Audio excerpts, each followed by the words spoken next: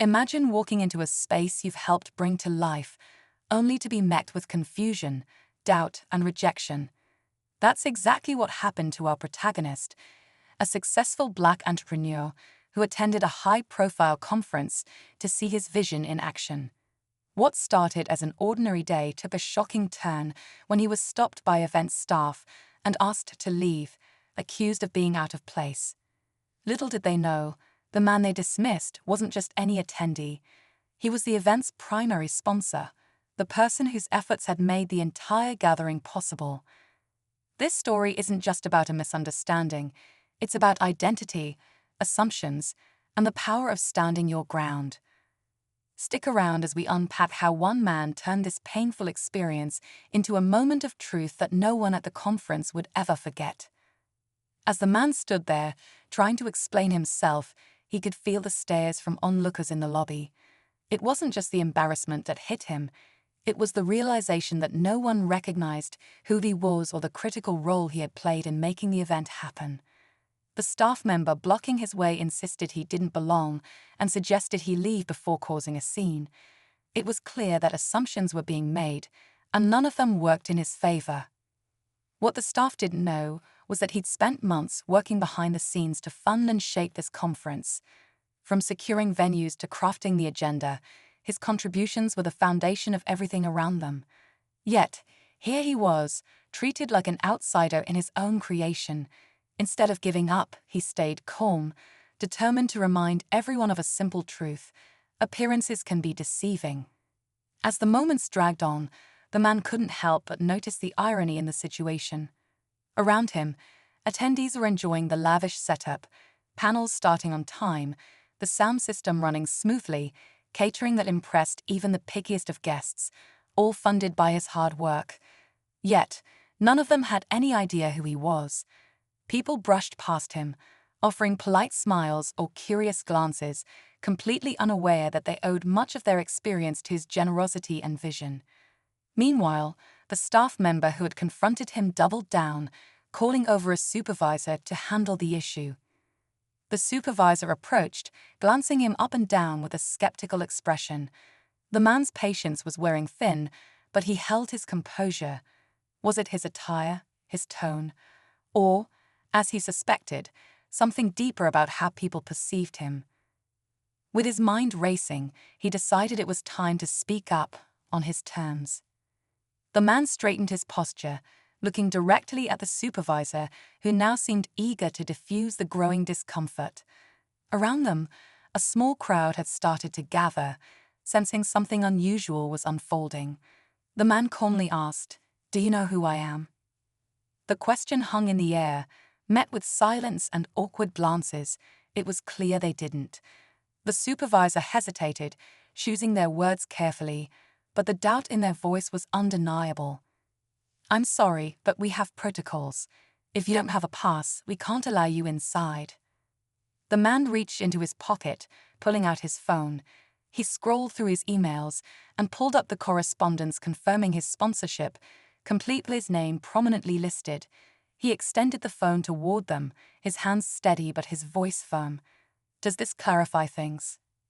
As the staff stared at the screen, their expressions shifted from confusion to shock. The tension in the room felt electric, as though everyone was holding their breath, waiting for what would come next. The supervisor's face turned pale as they scanned the phone, but before they could respond, another voice cut through the tense silence. "What's going on here?" It was one of the event organizers, a middle-aged man in a tailored suit who exuded authority. He glanced between the man, the staff, and the small crowd that had now formed. The supervisor hurriedly explained the situation, stumbling over their words as they tried to justify their actions. The organizer frowned and turned to the man, eyeing him with a mix of skepticism and curiosity. "Who exactly are you?" he asked cautiously. The man held his gaze, calm but unwavering. "I'm the one who made this event possible," he said. The organizer seemed taken aback, clearly not expecting such a direct response. Then came the twist. The organizer dismissed him with a smirk. "I don't think so. I know everyone important here." A murmur rippled through the crowd. For a moment, it seemed like the organizer's dismissive words had sealed the man's fate. But instead of backing down, the man leaned in, his voice steady. "If you're so sure, check your emails. Look for the name that's on every sponsorship document." The organizer hesitated, clearly caught off guard by the man's confidence. Reluctantly, he pulled out his phone, his fingers tapping the screen as the crowd watched in silence.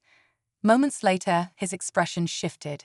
His eyes widened as he stared at the screen, then at the man standing before him. This can't be right," he stammered, his voice barely above a whisper. The man didn't flinch. "It's right. Every cent of the sponsorship funding that made this event happen came from me," he said, his voice calm but firm. The crowd murmured louder now, whispers of disbelief and curiosity rippling through the room. Before the organizer could respond, another figure emerged from the crowd, a senior board member of the conference. Recognizing the man instantly, they rushed over, their face a mix of panic and embarrassment. "Oh no," they muttered, shaking the man's hand urgently. "We are so sorry. This is a huge misunderstanding." But before the apologies could pour in, the man raised a hand, silencing the board member. He turned back to the organizer and staff, his voice carrying across the room. "You didn't recognize me, but that's not the real problem. The problem is how quickly you decided I didn't belong."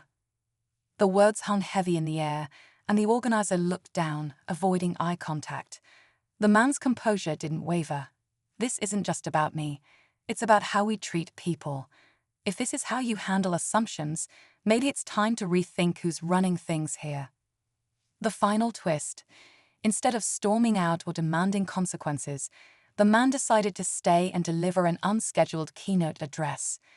As he stepped onto the stage, the audience's applause was a mix of admiration and guilt, a powerful reminder that the most important lessons often come from moments of discomfort. As the man stood on stage, the room fell silent, the weight of the moment pressing on everyone.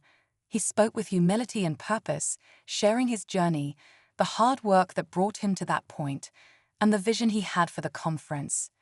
He didn't dwell on the incident, but instead used it to highlight the importance of breaking down assumptions and creating spaces where everyone feels valued, no matter how they look or where they come from.